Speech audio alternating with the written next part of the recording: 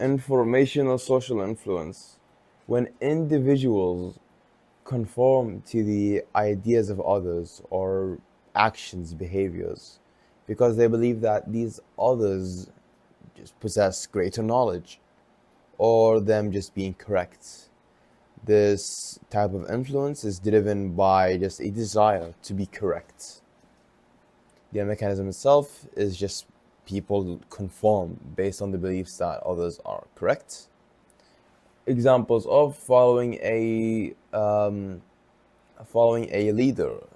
leader's decision in uncertain situations. Or my own example, me myself, I used to, well, if I had an answer to a question in a class, sometimes if I heard or seen like most others in my class have answered the question in a very different way, could be a different answer also, I immediately change the answer in my head. Why? Because I don't believe, basically it's just actual low confidence, but it also is conformity. It is informational social influence because I believe that others just possess better knowledge, I guess. Normative social influence. It is where individuals conform to a group's norms, just out of a desire to be liked, accepted, to fit in, rather. It is basically where individuals conform to fit in and gain social approval. Like I said, an example, adopting a group's behavior, adopting a group's humor, all of that just to avoid getting rejected. Yes. Now, types of social influence. We'll be going through three: conformity, compliance, and obedience. Now, conformity is just the alignment with group norms and expectations. I'll give a very good example that got me thinking right now. It is the ask line experiment, where basically I have three fingers right now, right? If I were to tell you which of these fingers is taller or longer, right? You'll say this, obviously.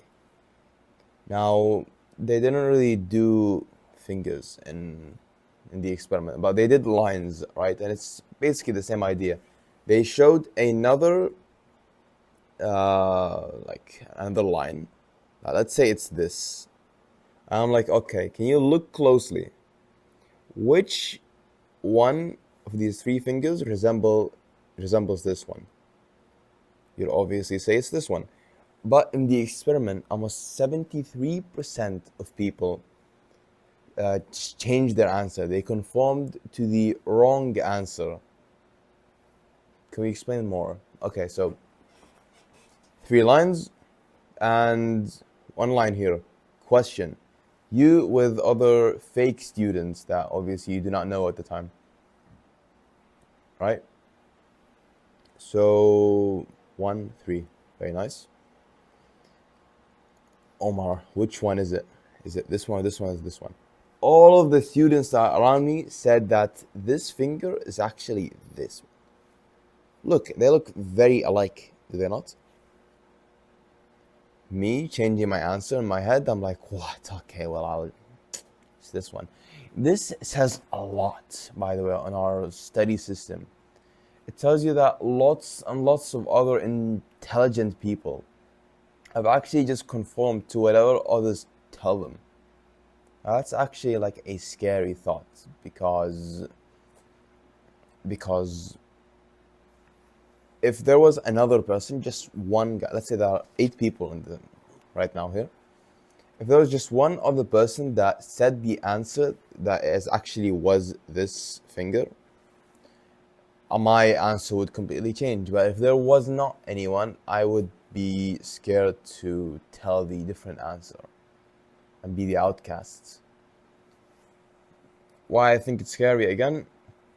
Because there are probably lots and lots of geniuses in our society, and no one, or not no one, but maybe like 90% of them didn't actually go ahead with their ideas. Why? Because I'm scared. So that is conformity. Now, compliance. It is the state of being in accordance with established guidelines. That is literally what it means. But we have a sort of different meaning here in psychology. It is changing behavior in response to direct requests. We have the foot in the door technique and the door in the face. Why is it in the face? It's supposed to be on. But anyways, foot in the door technique is again very known. It's where you ask someone for a small request and gradually you go up, up, up, up, up. Now, I just asked him for a pencil. Later, I'll be asking him to go out and buy me something. And again and again and again, right? Why I think it happens, it's because, well, people like this person that is asking him these requests, and now I want to just sort of conform to what he says, right? So what about door in the face? Door in the face is the exact opposite. Asking, well, not really the exact opposite, it's something else. It's where you ask someone a large request, an obviously impossible large request. Have him say no, and then from now on you just set the standard. You just set the anchor, right? And now you can go down, you can go down, you can go down, and until you find the actual intended request that you wanted to take out from the person. Obedience, following orders or directives of an authority figure, even when these orders interfere with your personal beliefs. A very good example is Milgram's experiment. Stanley Milgram did this experiment where the actual real participant was the teacher, and there was this actor that he was a student, and then Stanley was just like in a room with the teacher, and the student was in the other room, and the student was basically ordered to memorize these specific words, and he was helped by the teacher to memorize them. And the teacher was instructed to, hey, if later we ask this student this question and he answered it incorrectly because he forgot, he mismemorized something, then we would hit this electrical shock button and the student would just get punished, right? So we went from, I think, 15 volts to 450 volts. So the first one was not very painful. The student actually wasn't even shocked. He was an actor, like I said. So anyways, the student was just answering the questions correctly. He answered one wrong, and then he got shocked. He got shocked again, and then he started like shouting, screaming, hitting the wall, banging the wall. And the participants were just very, very uncomfortable. They did not want to continue. They were angry.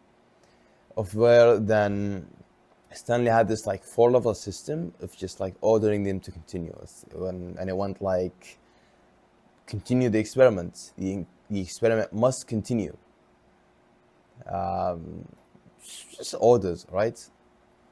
Now, despite these guys, actually, these teachers, these participants, these real participants, being very uncomfortable with the experiment, they still continued. They still went over and over and over with the electrical volts.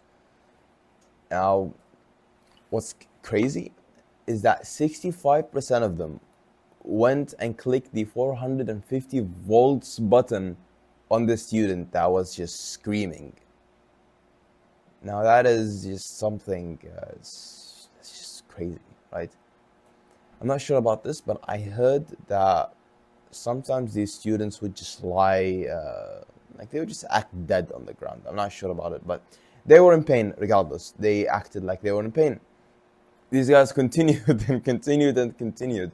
If I ask you this right now, a person that was not living at that time, or just obviously wasn't in the experiment, I want you to click 450 volts of electricity through this person in front of you right now, and in return I'll give you $450.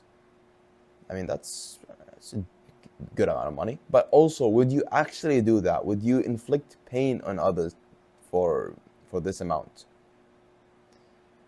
You would say no. But since I am an authority figure now in the experiment, since I am this little teacher thing, or not teacher, since I am this authority figure, Stanley Milgram, you actually would do it. Now, Stanley did this experiment just as a way of like, he wanted to understand why World War II Germans and Nazis, why they went ahead with their little like orders that they were getting. He later realized, concluded that, hey, these guys were just ordinary day-to-day people. But because of the authority figures that were around them, they said, alright, let's do A and B and C and D. So that is Stanley Milgram's experiment and obedience. Now, just to revise what we were just saying, what are the factors that affect social influence? For once, it is group size and anonymity. Anonymity just means that it's just the presence of just lots of people that agreed on one thing just may sway individuals. The presence of authority figures and cultural influences on conformity. Leaders and influence.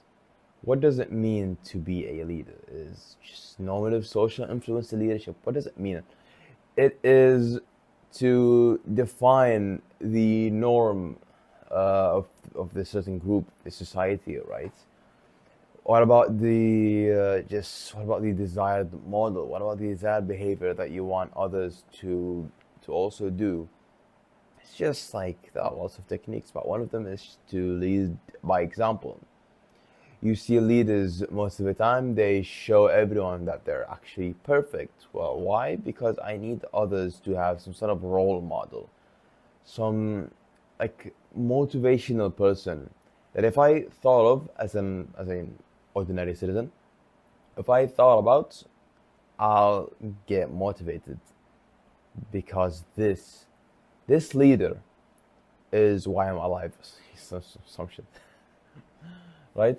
We have types of leaderships. We have autocratic. Autocratic is just obedience. Let me read my examples again. Autocratic. It is centralized decision making where the leader retains control. I think it's very clear. It's basically no questions asked. You do what I say. That's autocratic. Democratic, though, conformity, the exact opposite of autocratic. It is just shared decision making where leaders encourage participants and consider input from all members. This is the just a fun way of how people be leaders.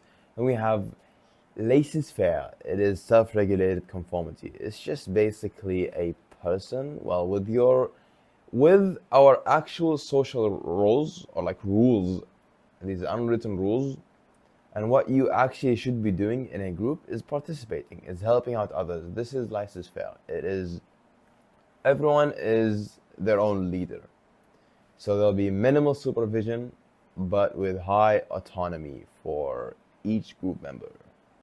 Transformational, fourthly, it is to inspire and motivate followers to achieve high performance and just personal growth overall. This type of leadership is just conformity, just inspirational, and obedience at the same time. An explanation. Transformational leaders inspire members to align with a shared vision. So it's just like 2030 thing. I want you to get your goals. It's how the 2030 vision. I want you to achieve your goals and be the best version of yourself, but also at the same time, I want you to achieve what I want. This is just as the Crown Prince's plans, basically. Then we have transactional leadership and social influence. It is smoothed by compliance. It focuses on rewards and punishments to manage and motivate followers. This is a fun one. And then persuasion. Wait. And then persuasion. What is persuasion? It is the skill of persuading others to act in accordance with your goal or your preferences or desires. It's just persuasion. This is the most known word in all of the English language. How do we persuade others? By using just lots of skills and techniques, right? But we could use stuff like social proof. We could use just authority, reciprocity, the things that I spoke of last video. So yes, routes to persuasion. What leads to persuasion? We are going to take real, currently very famous examples, Donald Trump and Kamala Harris. So we have, again, central route and peripheral route. Central just says people are actually thinking. Peripheral says we rely on attractiveness of the person. Not just physical, obviously. Just their confidence, their traits, their personality traits. That's what I'm trying to say. So in central route, the audience is just more analytically motivated. They're processing. They have high effort, elaborate, agree or counter argue. So they actually are smart. That's what I'm saying. Speaker smart. Their persuasion is just cogent arguments evoke enduring agreement. So a person that actually goes, or like an audience person that is in the central route would say something like, this guy's plans seem very beneficial for my goals, for my country, for my children. So hey, let me vote for him. But the other person that goes through the peripheral routes is just not analytically involved, has low effort, uses peripheral cues, or just the rule of thumb heuristics. His persuasion, guys, just cues, trigger, liking, and acceptance. This person, anyway, what would he say when he votes for a person? This guy seems he seems nice. This guy seems, he seems smart. Let me vote for that guy. Obviously, idiots. Anyone who does that is just a buffoon, right? I hate anyone that goes through that route because it's very low effort and you're not valuing the actual thing that's being given to the participants or the leaders, right? So anyone who voted for Kamala Harris is going through a peripheral route. I'm not biased. You're dumb if you voted for her. I mean, I'm Saudi. I don't even know anything about these guys. But if you prefer her, yes, that's what I'm trying to say. So, yeah. So more factors influencing persuasion. The communicator himself, does he have credibility? Is he an expert in his field? Obviously, trustworthiness, right? Again, credibility or just attractiveness. So you wouldn't want to go through just the central routes. You want to have some sort of mix. I would say 60 to 40 is, no, not 64. I would say 70 to 30 is a very fair way to vote for a person. Also, we have message content, reason versus emotion, discrepancy, one-sided versus two-sided, primacy versus recency. What do these two mean? Primacy is just that it says that the first message is actually stronger or has a stronger impact, I want to say.